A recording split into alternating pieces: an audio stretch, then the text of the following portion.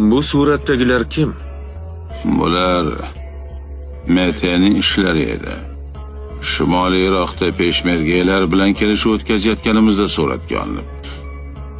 Ha, sen shuning uchun menga artistlik qilayotganmiding?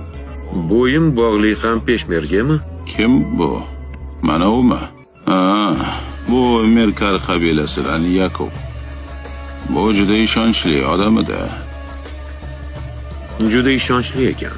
Masafning mintaqadagi barcha operatsiyalarini bu boshqaradi. Yakubmi?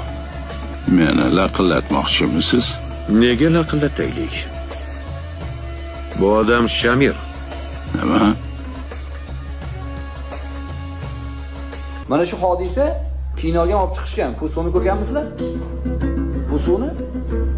Pusuvda qora degan xarakter bor, qora. Qora o'zi hayotda yashil degan odam.